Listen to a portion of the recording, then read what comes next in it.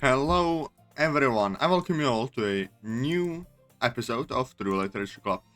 Now let's get right into it, shall we? It's the day of the festival. I gather the cupcakes together. I send Sarah my usual wake up dummy text. Shortly after she texts back, 5 more minutes. I've had enough experience over 5 more minutes text to know I'm going to be waiting forever for her. I'd been hoping to get her help carrying the cupcakes, but I find that with some careful stacking, making sure not to smush the icing, I can do it on my own. I text her back to let her know I'll meet her at the festival. Ah, poor Sarah. As I walk through the school, I see all the various clubs set up for the festival. I pass by the anime club, where it looks like they've set up a marathon of my favorite anime. I would love to stay and watch, but I need to deliver these cupcakes to our club room. As I enter the club room, the first thing I notice is a sweet, flowery smell filling the air. The windows have been covered by black paper for atmospheric effect. Mike is laying out pamphlets on each of the desks. Yuri is taking advantage of her height to hang up a colorful banner at the front of the room. The message on the banner says, "Literature is a luxury. Fiction is a necessity." Atazoth! Here, let me give you a hand with those. Natsuki takes one of the cupcake trays and starts arranging the cupcakes on decorative platters that she brought. The visual effect of having them all laid out is quite stunning. I did my best not to mess up the icing on the way here. Well, they're all still readable, so good job. I may have got a bit of icing on my finger though. I hold up an icing-covered finger while smiling pointed at her. You better not try it. Natsuki quickly glances around to make sure no one is seeing this. You can lick the icing of your own damn finger this time. If you insist. I lick the icing off slowly while maintaining unbroken eye contact with Natsuki. What are you doing, MC? She seems too stunned to do anything more than stand there blushing. She seems to know in between wanting to yell at me and wanting to avoid drawing anyone's attention to us. She speaks in a harsh whisper. You're still gross. And you're so fun to tease. She tries to give me a shove, but I'm ready for her and dodge out of the way. Just end up stumbling awkwardly, making a lot of noise. Is everything okay over there? Fine, everything is fine. Okay then. Monica turns away to help Yuri with something, but I'm pretty sure it's just an excuse to leave us alone. Get to see how red Natsuki's face has gotten. Cupcakes! I don't think anyone saw Sarah coming, but Natsuki seems to welcome this distraction. She quickly plants her assault directly between Sarah and the cupcakes. Oh no, you don't. These cupcakes are for guests.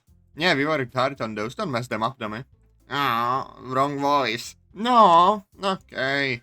They are nice to look at, though. So many colors, like a happy little rainbow. I cannot speak. It's good to see Sari so cheerful again. I guess last Friday really was just a one-time thing. Sari, good. Now we're all here. Okay, everyone. I hope all of you are ready to perform your poems. Sari and Natsuki seem to brighten up at the prospect of sharing poems. I see Yuri shudder in response. She's standing there in the doorway, hanging up some kind of curtain of ribbons and paper. As president, I think it makes the most sense for me to go first, so... I'll go first. Michael looks bemused. Very well then. That works fine for me. That will give me the chance to greet visitors. Why cannot I speak? Bloody hell, I need a drink. Ah.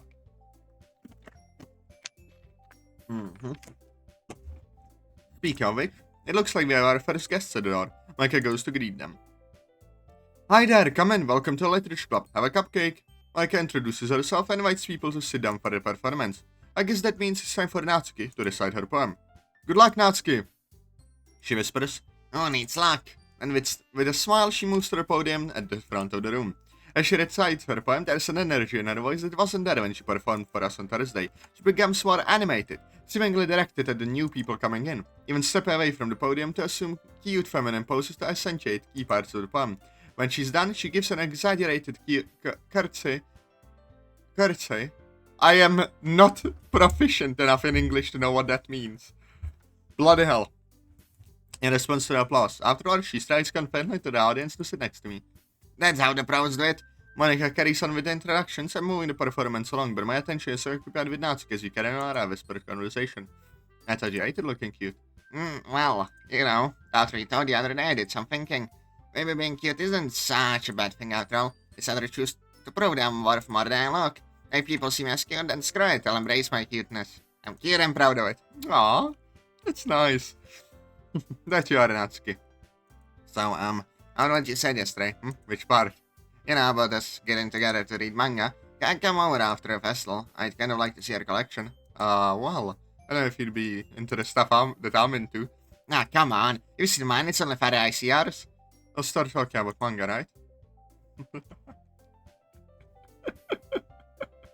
Natsuki elbows me at dinner rapes. Don't be gross, I'm being serious. Alright, Yeah, sure. Reader manga together sounds like fun. Yeah, you're darn right, it'll be fun, so you better look forward to it. I want more! Damn it! The rest of the festival carries on, but it's all just a blur to me. I find myself reflecting on the moment, and not just because of my bruised ribs. And the chance to share in something that Natsuki has never shared before, knowing that I may have brought about a positive change in someone's life, is a good feeling.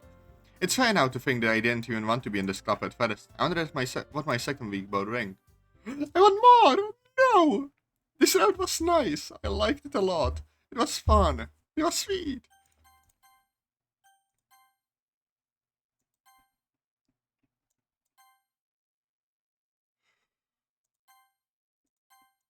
Okay, dedicate one poem to each girl. I will do that after I finish all the endings. Yeah. Yeah, the start. Yeah, skip to the new content. You and Yuri make decorations together and she's now getting ready to leave. Gathering color things, Yuri seems to look a little downcast. I understand why. It sounds like she rarely gets the opportunity to spend time with friends in a relaxed environment. I help her out by washing the paintbrushes. As I'm rinsing them off in the sink, I reflect on how the day went. Yuri is definitely an unusual girl, but I'm finding myself really enjoying spending time with her. It makes me smile to think out how much more relaxed and open she's becoming as she gets more comfortable. I kind of feel like it could be good to invite her over again sometime. I start to work up the courage to ask her as I come back into my room. There is once again hastily rolling her sleeves back down. This time I see what was under her sleeve. I almost dropped the paintbrushes in surprise. Oh, damn. Yere, yere, yere. Bloody hell. Yere, what happened to your arm? I didn't mean to sound so alarmed. I just too shocked just by what I saw to stop myself. Yere looks panicked. It's nothing. It's nothing, really. It didn't look like nothing. I. It is looking more panicked now. She's fidgeting more than ever. She's breathing more heavily. She looks like she's hyperventilating. She looks very much like she would like to just disappear, and yet she seems rooted to the spot.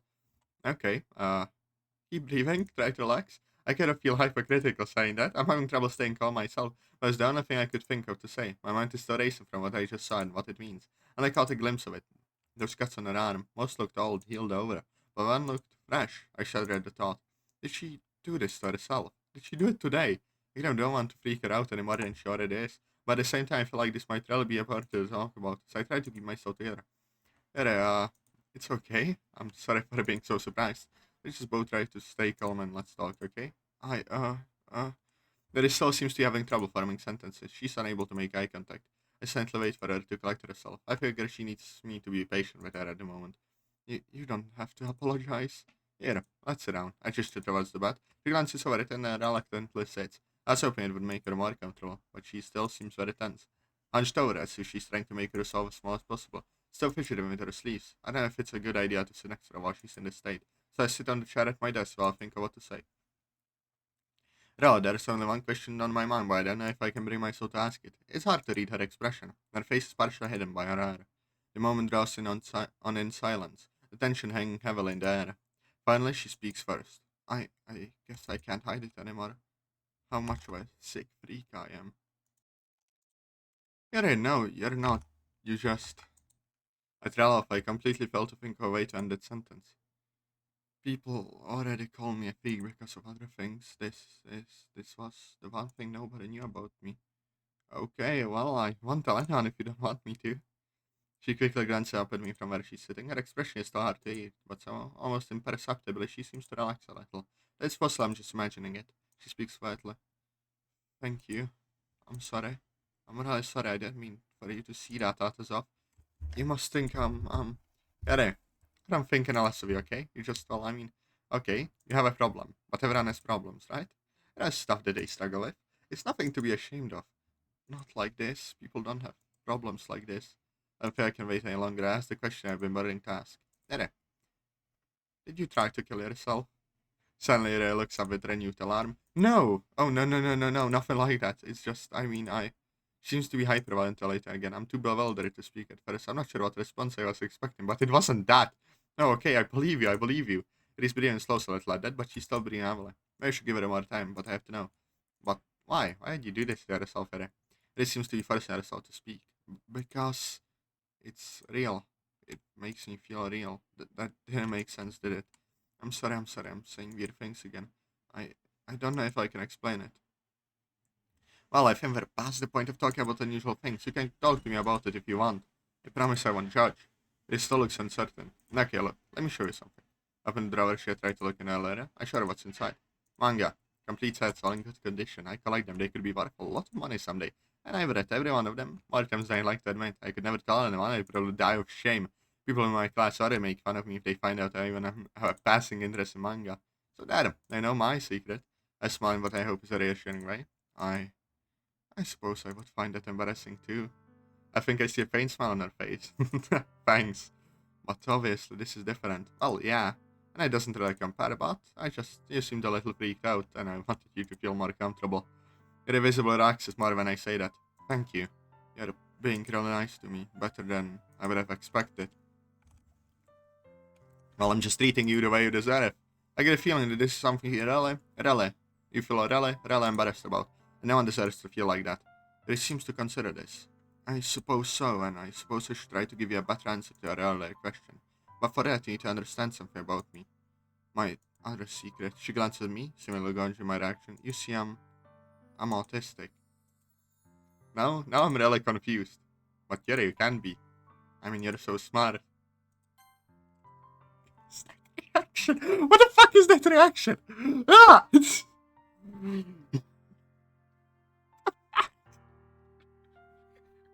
I know I shouldn't laugh, but what the fuck is that reaction? Why does MC seem so heartbroken? Like, Yuri, you can't be autistic. It cannot be. MC, you dummy. Yuri actually looks irritated at that. No shit, you fool. Instant, a total change comes over her. All her nervousness and embarrassment vanishes to be replaced by the intense expression she wears when she talks about books. There is a lot of misinformation about autism in the media, so it's understandable that you might think that. But no, autism and intelligence are not mutually exclusive. A lot of people think that if you're autistic, you have some kind of disability. It's why I don't usually talk about it, but it's not like that. It's more like my brain processes thoughts and emotions differently than neurotypical people. What? Normal people. This causes me to interpret the world in a different way. I see things and feel things differently, but it doesn't diminish my intelligence. Oh, okay, I'm sorry for assuming. I guess I've never thought about it before. Well, like I said, that's understandable. I always knew I was different. I've tried my whole life to fit into pretend to be normal. I thought there was something wrong with me. I always got made fun of in school for being weird. One day I discovered an article about autism and it changed everything for me. Suddenly, everything in my life made sense. I then obsessively read everything I could about autism to better understand myself. It explains why I have difficulty in social situations. I'm always second guessing myself because I can't have to ask myself, is this what a normal person would say? It explains why my mind gets so fixated on certain ideas. In certain activities, like a particular book or my collection, it gets a little intense in my head sometimes. It explains why I compulsively seek out sensory stimulation. I'm always looking for pleasing sensations to calm myself. The books I read call it stimming. I always feel like I don't know what to do with my hands. It helps to have long hair like this. At least playing with my hair seems to be at least somewhat socially acceptable, more so than, well, this is probably going to look silly. But as she reaches up with both hands and taps rhythmically on the top of her head, she actually demonstrates a surprising level of dexterity with the rapidity of her movements. This play lasts a few seconds, but it's kind of mesmerizing to watch. She giggles, the color rising in her cheeks. I know it looks strange, I know, but it feels so good. Something about the sensation and the sound together just tickles a part of my brain that makes me happy. But always, like, I normally do that in front of other people. That's something I learned a long time ago when I saw people's reactions when I did it in school. I'm sorry if it looked weird. I'm impressed. Huh? Oh, really, you could be a drummer, you get a good sense of rhythm. Ah, well, I never thought of that before. I'll take it into consideration. So you're saying that this has to do with, what you did to your arm? Oh no, not exactly, I mean. Just like that, Yuri's confidence vanishes again. I don't know, maybe I'm sorry, I'm not used to talking about this. Yuri takes a deep breath to steady herself and she tries again. Keep breathing. To be honest, I don't fully understand my urges. It didn't come up in any of my reading. Self-harm is not in itself an autistic trait, but autism is part of who I am. It's hard to separate those aspects of myself. I frequently find myself compulsively seeking stimulation, It's possible that this is just another form of stimming. Extreme stimming, huh? Something like that. I don't know for sure. I just know that sometimes my mind is a rolling storm of activity. I feel disconnected from reality. Almost as though I belong to another world or something like that. I know that will make sense to you, but it's the only way I can think to explain it. Well, it does sound kind of spooky, but I suppose so explains why you like books so much. It's another way of visiting other worlds for you. I suppose, from what I've read, what I'm experiencing is called disassociation. I usually just tell people that I'm spacing out. That seems to be a more social acceptable phrase to use. And yes, it can be scary sometimes. I've discovered that in those moments, pain brings my mind back into focus. It gives me a feeling of clarity. It was honestly an accident the first time I did it. I was cutting breath and I got lost in my thoughts and the knife slipped. And ever since then, every once in a while, the urge comes back again. I'm sorry if this sounds creepy or anything like that. I've never actually talked to anyone about this before. It's okay. It's okay, really. I can see this is difficult for you to talk about. Take your time. I'm just glad to know. I'm just glad to get to know you better. I mean, okay, this has been a lot more than I was expecting today. But in a funny sort of way, I feel honored I'm the first person to talk to you about this. So thank you for sharing. Hiro looks down, blushing, seemingly trying to process this. I'm pleased to hear that, Atazoth. But sometimes I get quite disgusted with myself. While I'm in the act of doing it, it feels right. When my more clear-headed moments, her voice breaks. She's hiding her face, but I can see that she's close to tears. I look at what I've done to myself and wonder all over again what's wrong with me. And it's hard to imagine anyone liking me, so it's very surreal that you're taking this so well. I keep expecting that any moment you'll tell me to leave and to never speak to you again. I really wouldn't blame you if you did. I know, I'm not going to do that. I mean, yeah, this conversation went today. Very different direction than I expected, but overall I enjoyed the time we spent together today. She looks at me again. Are you sure? Well, yeah, I mean, sure, things got pretty heavy at the end, but other than that, I enjoyed the time making decorations together. I wouldn't mind doing it again. I mean, I wouldn't mind spending time with you again, if you want to. I think I would like that. Good! That being said, it'd probably be good for you to find an alternative to, he says in a small voice, to cutting myself. Yes, that. I mean, I can't claim to understand what you're going through, but there has to be a better way, because that doesn't look healthy. He looks down again, embarrassed. I suppose not. You'd maybe talk to your doctor about it. Hiro looks flustered. I don't know, I've never talked to her about anything like that before. Maybe you could ask her if she knows a psychotherapist or something. I mean, no offense, but you could probably use some help from someone who knows about these sorts of things. It sounds like there's a lot going on in your head to talk about too, but it still looks uncertain. Okay, well, in any case, now that I know about it, I can help you come up with something else to do when you get the urge. What about the painting you did today? You seem to enjoy that. I don't normally paint, but now that you mention it, I suppose I did find that rather calming. It was nice to have an activity to occupy myself and keep my mind focused. There you go, that's something. Can you think of anything else? Well, earlier today, when you used that hot towel on my neck, that felt nice. It felt really nice. And then different direction than I was expecting. I awkwardly stammered. I was going to say something like, take up drumming? I said that half jokingly to cover the awkward moment. Oh, yes, I suppose that could work too. I made things weird again, didn't I? I'm sorry. No, I mean, I liked it too. Yuri blushes furiously. I feel the color rising in my own cheeks as well. That is another awkward pause. Well, perhaps I could seek professional help after all. That's probably a good idea.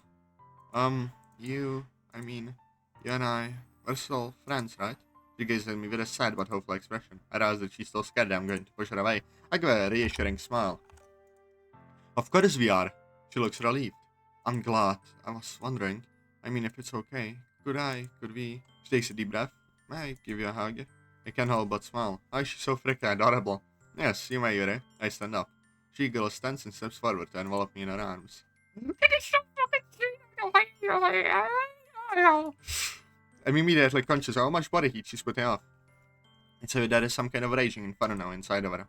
Thank you. I'm really happy that we're friends. It means more to me than words can say. I can't seem to find any words either. I can only nod, my face half buried in her shoulder. I suddenly notice just how tall she is. I think she might be even taller than me. We stand like that for several seconds. Her hands up my back as though she's trying to get as much of the hug as she can. Finally, we race each other. But it really is time for me to go now. I'm getting hungry, so I should go home to get started on dinner. And well, as Yuri goes for dinner. This is where we'll end it today, lads and lassies. I hope you enjoyed this episode. Press like, comment, subscribe, join the Discord. I beg of you, we need more members. And I love you all. Mwah.